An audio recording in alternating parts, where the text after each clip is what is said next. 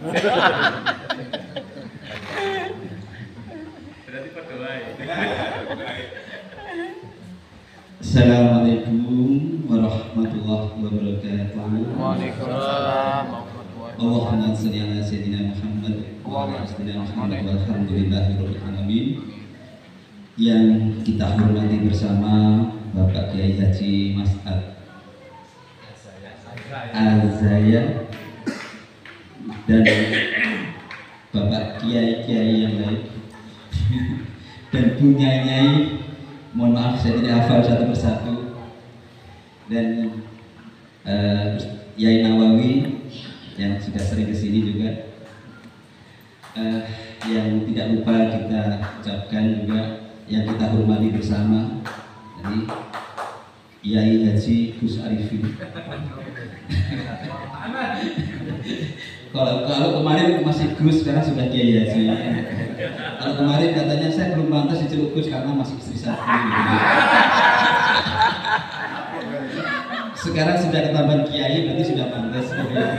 Tadi biasanya impian tuh kalau orang itu sering mengucapkannya akan jadi kenyataan. Karena kalau impian itu betul-betul sering hadir, seakan-akan hadir dalam kenyataan, insya Allah akan cepat terkabulkan. Amin. Amin. Kita aminkan yang mudah-mudahan ya jadi barokah gitu. Masya Allah, saya hadir di sini. Ini mohon maaf ya. Saya ini sebenarnya kesini dalam rangka merguru Panjenengan sedaya. Saya itu nyantri Panjenengan sedaya, Yai sedaya. Kalau saya kesini ngasih motivasi itu keliru ya. Mungkin lebih tepatnya ngasih ucapan selamat datang, sambutan begitu ya, Sugeng dan seterusnya. Saking saya pengen menghormati Panjenengan sedaya, saya biasanya hanya pakai kaos, hari ini saya pakai jasket ya. Mudah-mudahan pantas nih. Pantas seluruh. Biasanya enggak pernah pakai belangkon biasanya gitu, ngapunten. Jadi saya juga masih belajar ya. Saya juga teman beliau Yai Haji Gus Arifin, Yai Dr. Murojin. Saya juga biasanya tiap hari Jumat malam juga biasa sering bersama ini Yai Hidayatullah Pirsa pengurus MUI Jawa Timur. Hidayah, ngoten nggih terus nggih. Biasanya tiap Jumat malam masih Bu. Namun gara-gara sering kesini akhirnya sering absen ngajinya. Oke, alhamdulillahirrahmanirrahim. Saya ucapkan sugeng rawuh selamat datang di Asri Loka Wonosalam. Kiai Bunyai Sedaya. Ada pepatah yang mengatakan tak kenal maka tak sayang. Maka saya ingin mengenalkan dulu ya. Tadi begitu masuk di Asloka telah disambut dengan dua gunungan. Kalau gunungan telah berdiri itu maknanya apa ya Kak Yai, Pak Yai? Kira-kira apa nggih? Lagi, kalau gunungan dua berdiri itu maknanya apa? Memberi semangat. Oh, memberi semangat. Maknanya telah dimulailah suatu kehidupan. Nah, karena dulu ini aslinya tuh alas kebun yang tidak terurus, berapa tahun katanya kosong gitu ya. Akhirnya kami kenapa kok pakai gunungan, karena saya orang Jawa dan saya ingin menghidupkan lagi, saya ingin belajar tentang budaya Jawa itu sendiri. Dan saya Jawa, orang Jawa, dan tentunya saya harus bangga dengan Jawa itu sendiri. Sebenarnya saya itu sedang, kemarin saya sampaikan gelisah, kenapa saya orang Jawa kok kurang paham tentang Jawa gitu ya. Akhirnya saya mengambil pembelajaran yang Jawa itu sebenarnya kurang lebih seperti itu. Insya Allah nanti apa sih pesan-pesan Jawa yang bisa kita ambil pelajaran? Karena selama ini yang saya kenal, yang selalu saya ingat itu apa? Jawa itu apa? Alon-alon waton kelakon. Ngumpul gak ngumpul sing penting apa? Mangan gak mangan sing penting kumpul. Gitu aja kan? Pemahamannya kurang lebih seperti itu aja. Jadi kesannya tuh konotasinya kan negatif ya. Ya. Mangan gak mangan seperti ngumpul, jadi budak itu ngumpul seperti gak mencapai target, ngerti nggih? Ternyata itu tidak seperti itu ya, ternyata tidak seperti itu. Dan kita itu selama ini hanya selalu bangga kalau anaknya bisa ke Jepang, bisa ke Australia, bisa ke luar negeri, dan kita sendiri itu cenderung kita itu kurang bangga terhadap diri kita sendiri. Sebenarnya dari situlah akhirnya yang menyebabkan kita itu ketinggalan dengan negara-negara lain. kurang lebih seperti itu. Makanya dari situ akhirnya saya ingin belajar, ingin mengadopsi di Asloka ini ya, gimana kita pembelajaran Jawa yang masih ada kaitannya dengan Islam Jawa, kurang lebih seperti itu. Mohon maaf karena saya di sini belajar, nanti kalau salah saya diingatkan. Mati ya ini. Ya. Nah, gitu ya. Jadi konsepnya Jawa. Asri loka, asri itu maknanya sesuatu yang indah, sesuatu yang serasi, indah serasi. Loka itu diambil dari Sanskerta, artinya bumi yang luas. Bumi yang luas yang asri. Asri itu ya yang enak dipandang mata, sedap. Tentunya kalau dikaitkan dengan kehidupan kita sehari-hari, keselarasan, keserasian antara pikiran, hati dan ucapan. Keselarasan antara apa yang kita pikirkan, kita rasakan dan yang kita ucapkan itu harus selaras. Ngerti gitu? Kalau di dalam organisasi itu sudah selaras, serasi, insya Allah enak ngomong itu, wes ngomong pono kan gitu ya, enak didengarkan gitu, kurang lebih seperti keserasian, keselarasan, dan insya Allah semua orang pengen itu semua, ya, pengen keaslian, insya Allah kurang lebih seperti itu. Kemudian begitu masuk ada kafe, ada rumah makan, ada penginapan, ada aula namanya pendopo asri. Ya, pendopo asri yang atas di dekat lapangan tadi. Lantai 1 ada kantor-kantor, lantai 2 ada musola.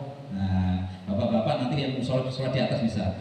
Terus kemudian di bawah ada Jalan Amarto. Amarto itu sebenarnya kami sedang belajar bagaimana kita mengenang kembali sejarah pewayangan yang diciptakan oleh para leluhur kita, para sunan. Insya Allah kurang lebih seperti itu, ya, yaitu untuk metode pembelajarannya metode pembelajaran melalui wayang tadi. Yaitu ada kisah Pendowo dan Kurawa, ya kan gitu ya, Pendowo dan Kurawa kurang lebih seperti itu, menceritakan kisah kerajaan besar di situ. Pendowo itu 5, Amarto itu kurang lebih 100. Pendowo itu yang menyampaikan tentang pesan-pesan kebaikan, sedangkan Kurawa itu selalu mengajak kepada kejahatan. Walaupun jumlahnya 100, ya, ternyata begitu berhadapan dengan Pendowo yang hanya 5 tadi, yang begitu 5 tadi kebaikan, dan karena bersatu bersama-sama, ya, ada asrinya, ada keselarasan tadi, akhirnya mampu mengalahkan Kurawa yang 100 tadi. Tentunya karena ada pertolongan Allah Subhanahu wa taala. Nah, itu begitu masuk di sini, ini ada pendopo namanya Pendopo Indraprasta. Ini sedang mengingatkan kita kembali zaman waktu itu para pendowo diberikan hadiah, epok-epok diberikan hadiah tanah atau ganjaran, namanya tanah yang waktu itu tanah yang tandus, gersang, jalmo moro jalmo mati. Siapapun yang masuk ke tanah tersebut biasanya tidak akan kembali. Yang masuk tidak akan kembali karena meninggal atau karena gawat tadi, wingit gawat gegirisi tadi. Nah, ini Bapak Ibu sekalian, ini pesannya. Jadi ada upaya ingin membunuh para Pendowo, ya, sesepuh-sesepuh yang dikuasai, yang dipengaruhi oleh Kurawa ingin membunuh para Pendowo. Lalu bagaimana Pendowo tetap bisa eksis, malah menjadi kerajaan yang subur makmur, gemah ripah lojinawi? Kenapa? Bagaimana? Dan karena salah satunya pesannya yaitu selalu berprasangka yang baik. Jadi apapun yang dilakukan, apapun kejadiannya, apapun perlakuannya, dia selalu berbaik sangka dan selalu menata niatnya di dalam membangun kerajaannya tadi. Tanah yang tadi diniatkan dengan niat ibadah, dibangun dengan niat ibadah. Sudahlah, apapun pemberian, apapun upaya, apapun orang bilang apapun tentang saya, tentang ini, tapi saya niatkan ibadah. Ini karena ini tanah ganjaran dari para sesepuh. Apapun upayanya, apapun motivasinya, saya niatkan hanya kepada Allah Subhanahu wa taala. Itulah akhirnya di situ dia bekerja keras, ya, kemudian berusaha dan bekerja sama dengan Dewa Indra. Maaf, ini agak kesana sedikit ya, tapi dalam rangka bukan kita menggabung-gabungkan, hanya kita pengen aja dan punya ajian yaitu Jimat Kalimosodo, lalu begitu ya, dan punya ajian Kalimosodo. Akhirnya kerajaan yang tandus tadi, maksudnya tanah yang tandus tadi bisa dibangun bersama-sama menjadi tanah yang subur, makmur, gemah, ripah, loh jinawi. Gemah, ripah, loh jinawi. Akhirnya kerajaan Indraprastha ini, yaitu rajanya siapa yang terkenal? Yudhistira, ya raja yang sangat terkenal dengan ajian Jimat Kalimosodo, dengan ilmu yang dengan kesaktian yang luar biasa, yaitu ya sugih tanpa bondo. Sugih tanpa bondo itu perasaan kita kaya, perasaan kita kaya itu bukan karena kita punya uang, punya jabatan, punya rumah, punya mobil, punya istri banyak. Ternyata bukan itu, tapi perasaan syukur. Ya, kalau satu disyukuri bertambah begitu ya, begitu ya. Perasaan syukur, sugih tanpa bondo.